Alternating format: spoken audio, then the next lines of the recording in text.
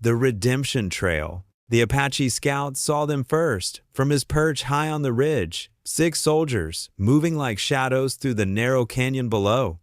Morgan Hayes raised a hand, halting his men. Something wasn't right. The wind shifted, carrying the faint scent of wood smoke. Too much smoke for a small camp. "It's a trap, sir." The scout's whisper barely reached Morgan's ears. Too late. The first shot cracked the dawn silence, echoing off the canyon walls. Morgan's horse reared as Apache warriors materialized from behind boulders, their war cries filling the air. His men returned fire, the deafening sound of gunshots drowning out his shouted orders. "Fall back, now!" A bullet tore through Morgan's thigh, searing pain exploding as he toppled from his mount. He hit the ground hard, dust filling his lungs. Through blood and dirt, he watched his men cut down one by one. The last thing he saw before darkness took him was the face of a young Apache boy, staring at him with eyes that held no mercy. Gila Springs, Arizona Territory, DG 1882, 7 years later. The years hadn't been kind to Gila Springs. The mining boom had faded, leaving behind a town clinging to existence on the edge of the desert. Sheriff Morgan Hayes sat outside his office, nursing a cup of bitter coffee and a thigh that ached with the coming storm. At 49, he moved slower than he once had, the old wound a daily reminder of that bloody morning in Skeleton Canyon. His Colt Peacemaker rested on his hip, the walnut grip worn smooth from years of use. The .45 caliber weapon had saved his life more times than he cared to count. Few in town knew of his past as a cavalry scout, fewer still about the nightmares that woke him most nights. The bottle of whiskey in his drawer helped with that most times. The approaching riders drew his attention immediately. 3 men, dust-coated from the trail, leading a 4th horse with a rider bound at the wrists. Even at a distance, Morgan recognized Colonel James Fisher, his former commanding officer, now director of the Northwestern Railroad Company. The years had turned Fisher's beard gray, but hadn't softened the steel in his eyes. Behind him rode 2 hired guns, faces weathered and expressionless. But it was their prisoner that caught Morgan's attention, a woman, Apache, by her features, her face bruised but her posture unbowed. Something in her defiance struck a chord in him. "Sheriff Hayes," Fisher dismounted with the practiced ease of a career cavalry officer. "Been a long time." Morgan didn't rise from his chair. "Not long enough, Colonel." Fisher's smile didn't reach his eyes. "Still bitter, I see. The war's over, Hayes." "Is it?" Fisher nodded to his men, who roughly pulled the woman from her horse. She landed hard but made no sound, eyes fixed on the ground. This Apache woman was caught providing intelligence to renegades near Fort Thomas. She's to be held here for 3 days until military escort arrives. Fisher handed over folded papers. "Official transfer orders." Morgan scanned the document. No name, no specific charges, just one native female detainee, like she was livestock. "What happens after the escort?" Fisher adjusted his gloves. "She'll be auctioned east. Domestic service, most likely." "You mean slavery," Morgan said flatly. Fisher's eyes narrowed. "I mean progress, Hayes. The savage is lost. We're building a railroad through this territory whether they like it or not." Morgan studied the woman. Despite her bound hands and torn dress, her shoulders remained straight, her jaw set. Then she looked up, meeting his gaze with eyes that burned with quiet intensity. "She's Apache Chiricahua," Morgan observed. "Same band that ambushed my unit." "Fitting, isn't it?" Fisher smiled coldly. "Maybe you can settle some old scores." The woman's expression didn't change, but something flickered in her eyes' recognition. "I know you, Thurungyua Hayes," she said in accented English, using his old rank. "My people remember you too." Morgan felt ice water in his veins. Few knew his cavalry rank, and fewer still were alive to speak of it. He took the rope from Fisher's man and led the woman inside, past his desk to the rear cell. She entered without resistance, turning to face him as he locked the door. 3 days, Fisher said from the doorway. "Don't get any ideas about letting this one escape. My men'll be watching." He placed a small leather pouch on Morgan's desk. "For your troubles, there's more when the job's done." After they left, Morgan sat at his desk, staring at the cell. The woman stood motionless, watching him. "You have a name?" he finally asked. "Kaya." Morgan poured himself a measure of whiskey. "How do you know me?" "Stories. The limping scout who tried to stop the massacre." Her voice was steady, betraying no emotion. "You failed." Morgan downed the whiskey in one swallow, the burn doing nothing to wash away the memories. He reached for the transfer papers again, studying them in the fading light. Something wasn't right. The document bore Fisher's signature but lacked proper military authorization. Night fell. Morgan brought a plate of beans and cornbread to the cell. Kaya sat cross-legged in the corner, refusing to look at the food. "Eat," he said, "or don't. Your choice." As he turned to leave, voices drifted through the open window. Fisher's men, drunk and careless. "Once she's gone, no witnesses left." One slurred. "Colonel says clean up the loose ends before Washington starts asking questions." "Shame to waste her, though," the other replied. "Maybe we have some fun first." Their laughter faded as they moved down the street. Morgan stood frozen, pieces falling into place. Fisher wasn't following orders. He was covering something up, and Kaya was part of it. Morgan returned to his desk, pulled out a sheet of paper, and began writing. When he finished, he sealed the letter and placed it in his desk drawer. Then he checked his peacemaker, loading all 6 chambers with fresh cartridges, and gathered supplies from around the office. Shortly after midnight, he unlocked the cell door. Kaya's eyes opened instantly, alert and wary. "Get up," Morgan said quietly. "We're leaving." "Why?" Suspicion filled her voice. "Because Fisher plans to have you killed, and I've got questions that need answers." For a long moment, she didn't move. Then she rose silently to her feet. "I won't go east," she said. "No," Morgan agreed, cutting her bonds. "You won't." They slipped out the back door. 2 horses waited, saddled, and ready. Morgan helped Kaya mount, then swung into his own saddle, grimacing as his bad leg protested. They rode out of town under the cover of darkness, taking the south trail into the desert. Miles later, as they watered the horses at a small creek, Kaya finally spoke again. "Why help me? You hate my people." Morgan checked their back trail before answering. "I don't do this for you. I do it because Fisher is lying, and I want to know why." Kaya studied him in the moonlight. "You were at Skeleton Canyon." Morgan stiffened. "How do you know about that?" "I know everything about that day." Her eyes held his, unflinching. "I was there."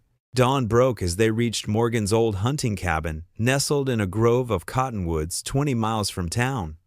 The structure was weathered but solid, hidden from casual view by the surrounding trees. Inside was sparse a table, 2 chairs, a narrow bed, and a stone fireplace. Morgan secured the horses in a small corral behind the cabin. "This place isn't on any map. Fisher won't find us here."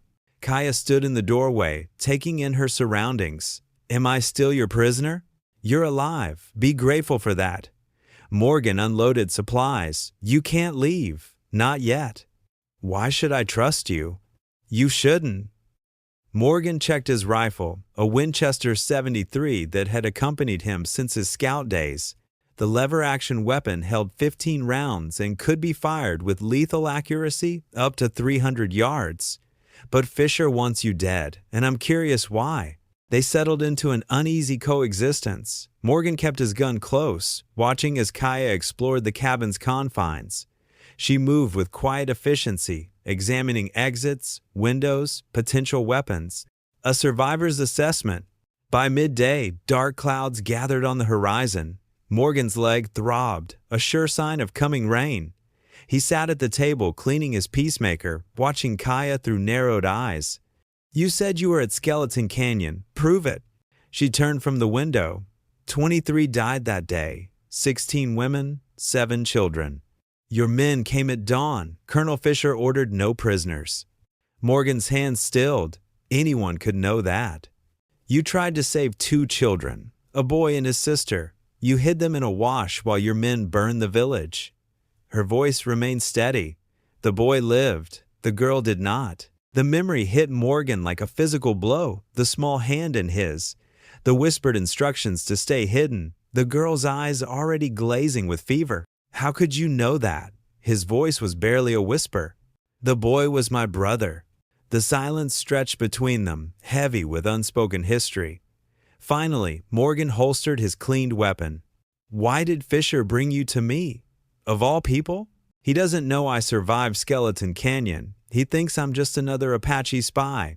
Kaya's fingers traced a pattern on the wooden table. "But I have something he wants." "What?" "Knowledge of sacred land, where my ancestors rest." Her eyes met his. "Where gold lies beneath the earth." The pieces clicked into place. Fisher's railroad. He's routing it through Apache burial grounds to get to the gold. Kaya nodded. "My people will die before they allow it. Fisher knows this, so he creates false charges, removes those who know the truth." A sudden noise outside snapped both to attention. Morgan moved to the window, pistol drawn. Two riders approached through the trees, rifles ready. "Fisher's men," he muttered. "Found us faster than I expected." He motioned Kaya to the back of the cabin, grabbing his rifle. "Stay down." The first shot shattered the window, sending glass spraying across the floor. Morgan returned fire, the Winchester's report thundering in the small space. One rider fell, but the second circled behind the cabin. Morgan moved to the rear window, scanning for movement. The sudden crash of the back door forced him to spin around. Fisher's man charged in, firing wildly. Morgan dropped to one knee, his wounded leg screaming in protest as he took aim. His shot went wide. The man grinned, raising his pistol for the kill when a knife embedded itself in his throat. He dropped, gurgling. As Kaya stepped from the shadows, Morgan stared at her, then at the fallen man. "Where did you get the knife?" "Your boot, while you slept." Her expression remained impassive. "I could have killed you last night." "Why didn't you?" "I need to know if you were the man my brother believed you to be." She retrieved her knife, wiping the blade clean. The one with honor. Outside, the surviving gunman had fled. Morgan checked the dead man's pockets, finding a folded paper with Fisher's seal.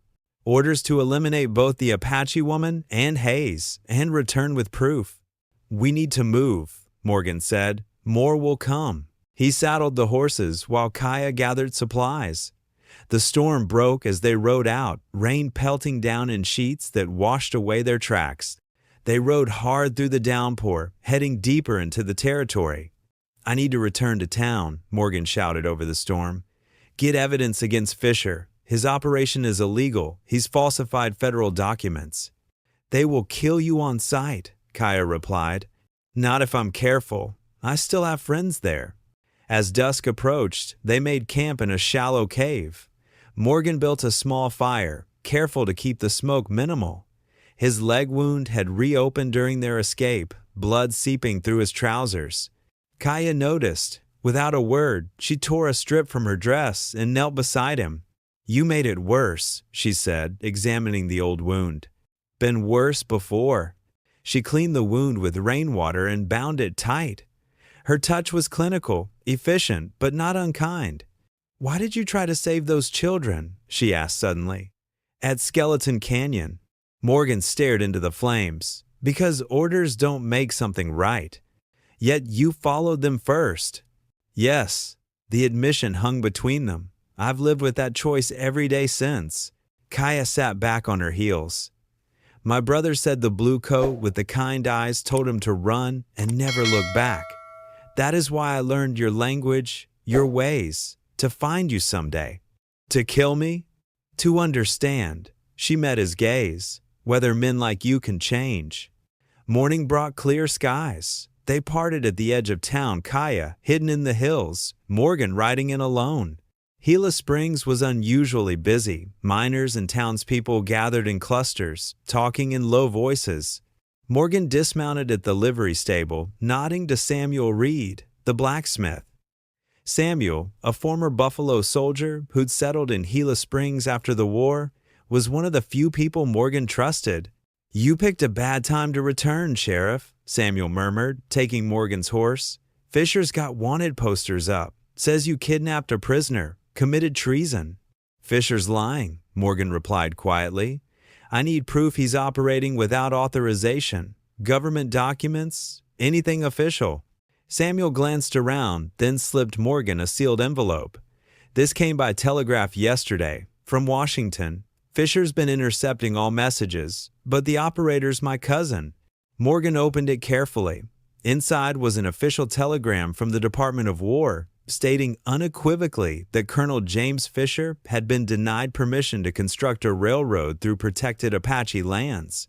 More damning still, it revealed Fisher had been relieved of military authority months ago for exceeding orders during pacification campaigns. This is exactly what I needed, Morgan said, tucking the document inside his coat. I need weapons, ammunition.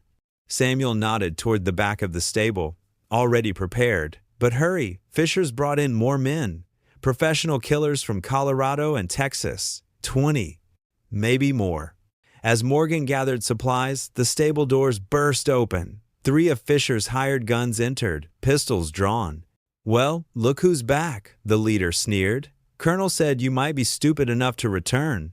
Morgan's hand moved to his holster, but he was outnumbered, outpositioned. Drop the gun, Hayes, the man ordered. Colonel wants to talk before we kill you. A shot rang out, but not from Morgan's gun. The leader crumpled, a hole in his chest. Samuel stood behind him, shotgun smoking. Go, Samuel shouted as the remaining men opened fire. Morgan drew and fired in one smooth motion, dropping a second man. The third fled, shouting for reinforcements. Morgan grabbed the weapons and ammunition, clasping Samuel's shoulder. Get out of town, he warned. Fisher will come for you now. Been ready to leave this dust hole for years, Samuel grinned. Got family in Colorado. Meet me at Apache Wells if you survive this foolishness. Morgan slipped out the back as shouts filled the street. He mounted his horse and galloped hard for the hills, bullets kicking up dust behind him.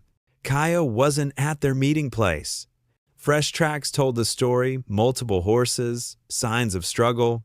Not Fisher's men, these tracks were different. Moccasins, unshod ponies, Apache.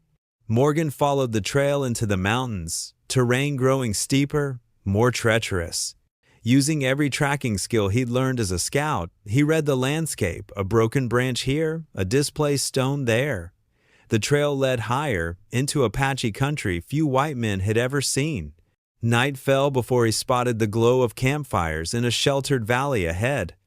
Moving silently, despite his bad leg, he crept close enough to see the Apache camp and Kaya bound to a post in the center.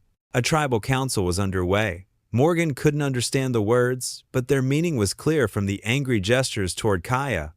She was being judged, condemned for consorting with enemies. As an elder raised a knife, Morgan made his decision. He stepped into the firelight, hands raised, weapons holstered. Stop, he called in broken Apache, words he'd learned long ago. I come to speak truth. Warriors surrounded him instantly, weapons ready. Morgan slowly unbuckled his gun belt, letting it fall.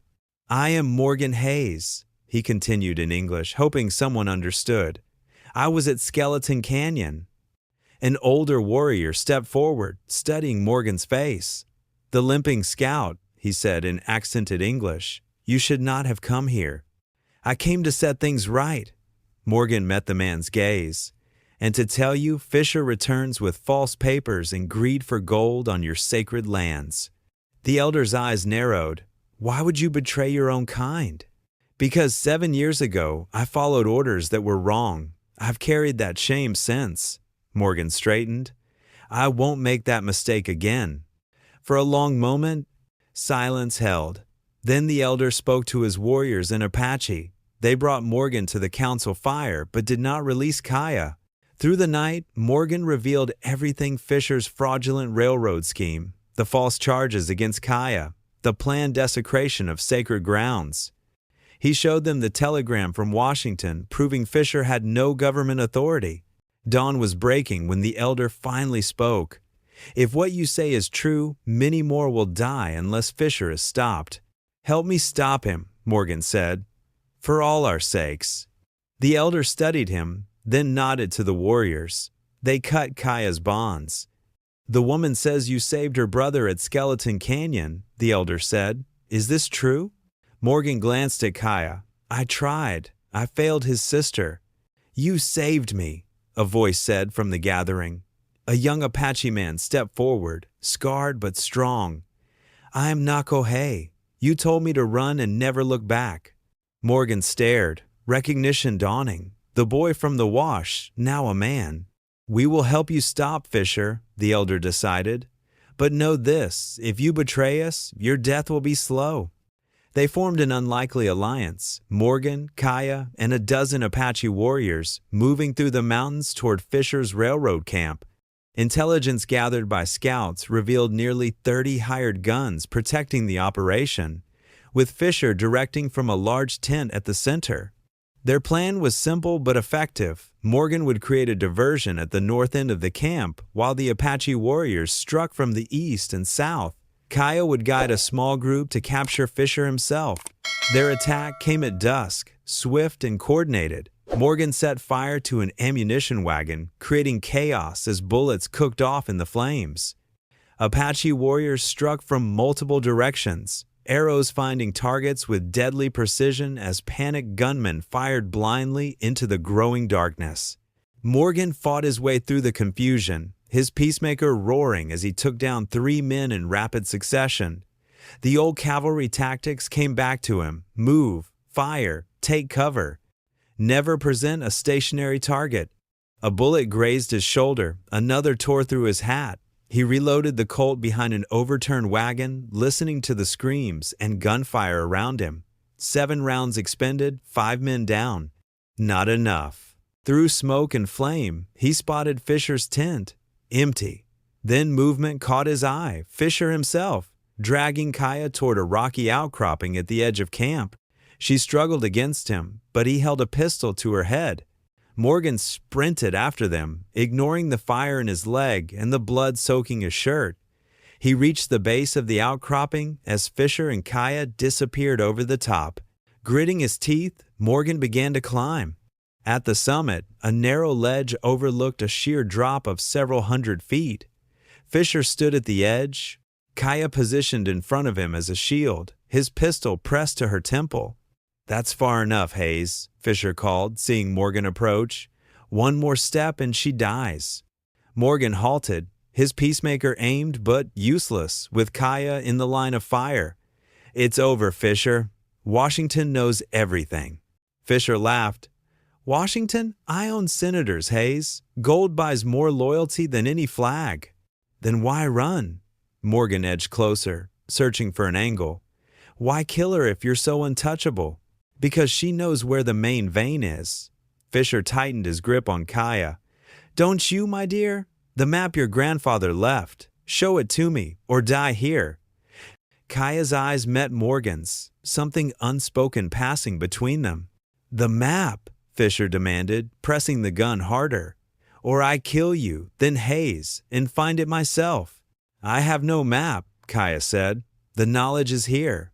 She tapped her temple. And I will die before I give it to you. Fisher's face twisted with rage. Then die you will. As his finger tightened on the trigger, Morgan made his move. He fired once a shot so precise it struck Fisher's gun hand, shattering bone and metal. The colonel screamed, his weapon falling to the rocks below. But as he stumbled back, Fisher grabbed Kaya's arm, pulling her toward the edge with him. Morgan lunged forward, dropping his own gun to reach for her. Time seemed to slow. Fisher, falling backward into the void, his eyes wide with disbelief. Kaya, teetering on the brink, her hand outstretched toward Morgan. Their fingers touched, grasped, held. With every ounce of strength, Morgan pulled her back from the edge as Fisher plummeted into the darkness, his scream fading to nothing. They collapsed on the ledge, breathing hard, the battle sounds below diminishing as Fisher's men fled or surrendered. Morgan held Kaya's wrist long after the danger had passed, as if afraid she might still slip away. You could have let me fall, she said finally. Why didn't you? Morgan looked at her, years of guilt and pain visible in his weathered face. Because some debts can never be paid, but we can try. A month later, Morgan stood on the porch of his sheriff's office in Gila Springs. The town had changed. With Fisher dead and his scheme exposed, the railroad had been rerouted away from Apache lands. A new treaty was being negotiated, with Samuel Reed now returned from Colorado serving as one of the mediators. The saloon across the street was busier than ever, prospectors and cowboys mingling with railroad workers now employed on the new, legal route that bypassed the sacred grounds. Old enemies weren't yet friends, but they shared the same spaces with cautious respect. Morgan touched the badge on his chest. The weight felt right again, though the whiskey bottle in his desk drawer remained untouched for 3 weeks now. His legs still ached on cold mornings, but it was an old companion rather than a curse. The sound of hoofbeats drew Morgan's attention. Kaya rode into town, no longer a prisoner but an official liaison between her people and the territorial government. She dismounted, nodding to townspeople who now greeted her with cautious respect. "The council sends thanks," she said, joining Morgan on the porch. "The sacred grounds will be protected. And the gold will remain buried with our ancestors." She studied his face. "Does that disappoint you?" Morgan shook his head. "Some things are worth more than gold." She handed him a small woven charm. "My brother made this for you, protection for your journey. I'm not going anywhere." "We all are, Morgan Hayes. The past is gone, but the trail ahead remains." Morgan fingered the charm, feeling its intricate pattern. "Will I see you again?" "When the mountains call for peace, I will find you." Kaya mounted her horse, looking down at him with something close to warmth. "The man you are becoming, he has honor." As she rode away, Morgan watched until she disappeared around the bend. Then he turned and looked out over the town, his town, the people he'd sworn to protect. Some still viewed him with suspicion since his stand against Fisher, others with newfound respect. In the distance, storm clouds gathered over the mountains. There would be more challenges, more fights. The West was still wild, still changing. But for the first time in 7 years, Morgan Hayes was changing with it, not against it. He checked his peacemaker out of habit, the smooth action of the cylinder as familiar as his own heartbeat. Whatever came next, he was ready. The redemption trail was long and hard, but at least now he was on it. The end.